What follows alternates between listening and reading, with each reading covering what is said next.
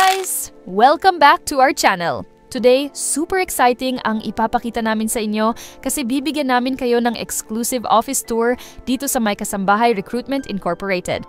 Ngayon, bibigyan namin kayo ng behind-the-scenes look kung paano kumikilos ang aming opisina mula recruitment process hanggang sa pagtulong sa employers at applicants. Ready na ba kayo? Tara, simulan natin ang tour!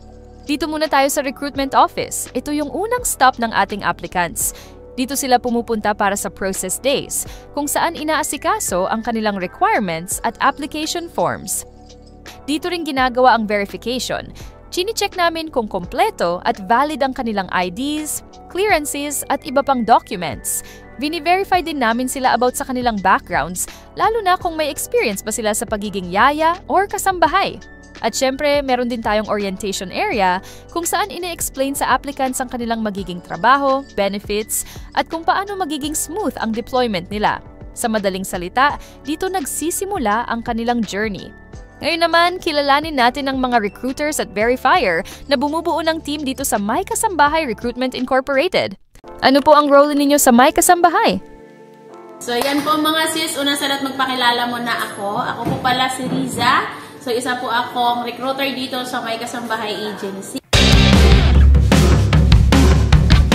So, isa po sa mga trabaho ko dito ay ang mag-guide sa mga aplikante mula sa mga tahanan nila papunta dito sa agency. Mapa-provinces man yan or dito po around Metro Manila. So, ako po yung nag-guide sa kanila.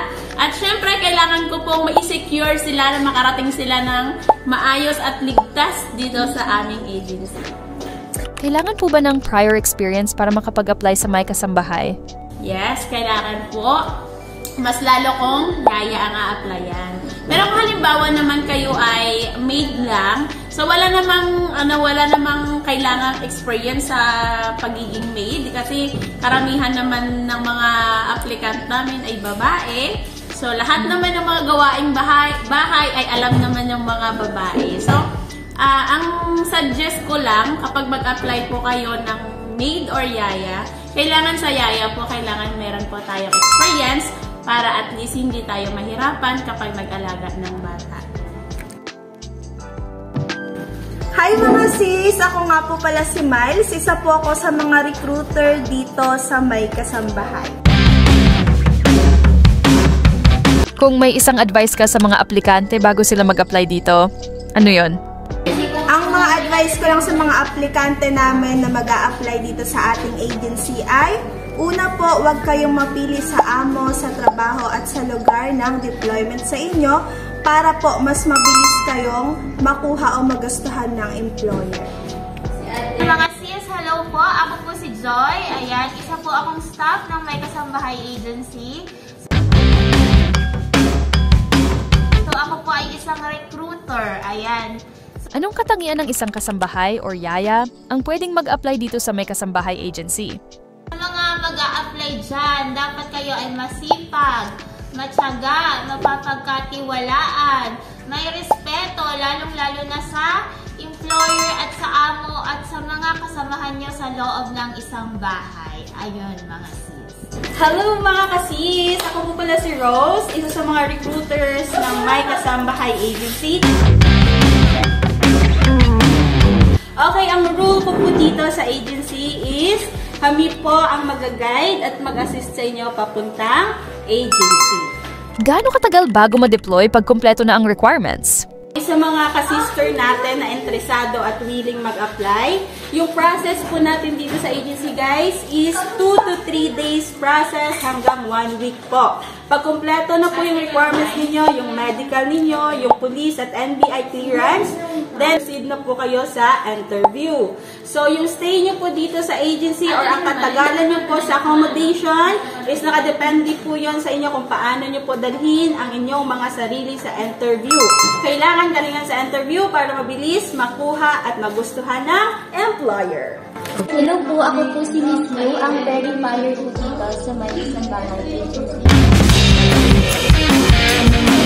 Ano ang maia-advise mo sa mga aplikante tungkol sa pagbe-verify ng kanilang background?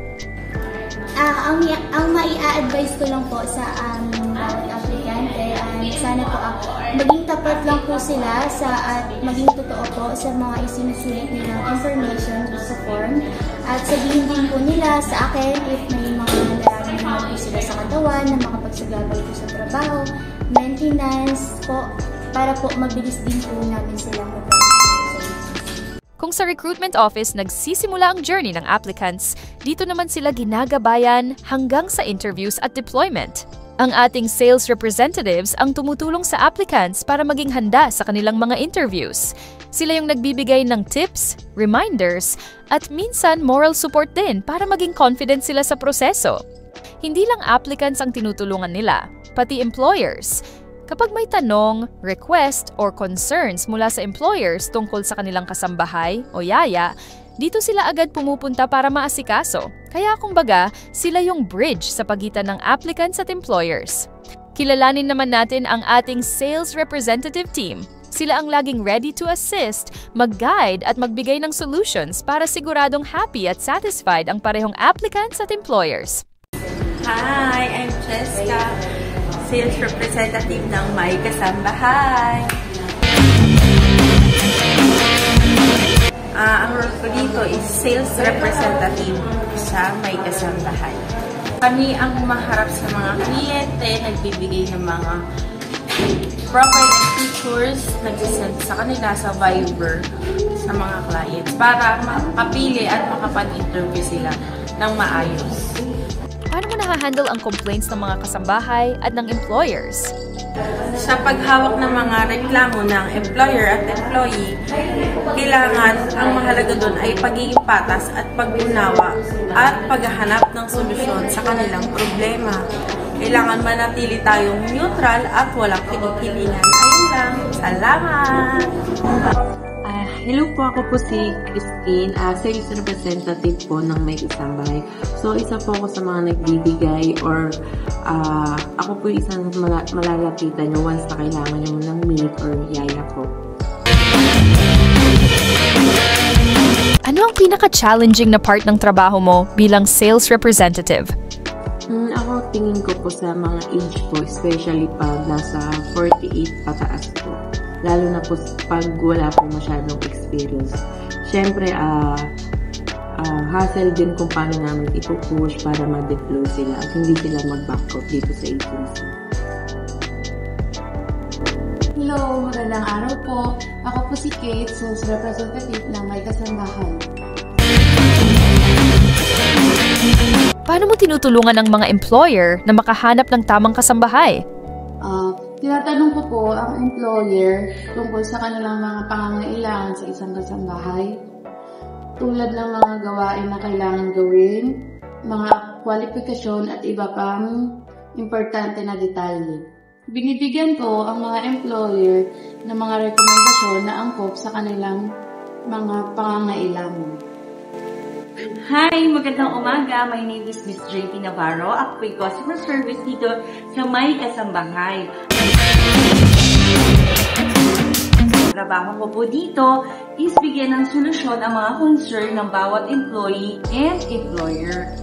Ang role ko rin po dito is dapat hindi lang po tayo ang ginagawa ko po kasi hindi dapat salita lang, dapat po may gawa din. Ano ang pinaka-worst na na-encounter mo between employer and kasambahay or yaya? Sa totoo lang, wala pa akong worst na experience dito sa pagiging CSR ko. Kasi lahat naman ng employer and employee ng aplikante natin is maayos. Siguro yung ang natatandaan ko lang, hindi ko siya pwedeng sabihin worst eh. Ano na lang naging problema. Meron kasing aplikante at saka employer na merong aplikante na gusto nang umalis sa employer. Siyempre, ako naman bilang CSR, hindi natin basta pwede pakinggan lang ang side ni employer. Kailangan pakinggan rin natin ang side ni aplikante para malaman natin kung paano ito masusolusyonan. Ang importante dito is pareho mo dapat sila pakinggan, hindi ka dapat one-sided. Ano ang proseso kung gusto naming mag-request ng replacement? Sa mga employer po, ang process po ng kung kung halimbawa po gusto niyo ng replacement, ang dapat po gawin dyan is tumawag po agad kayo kapag may concern.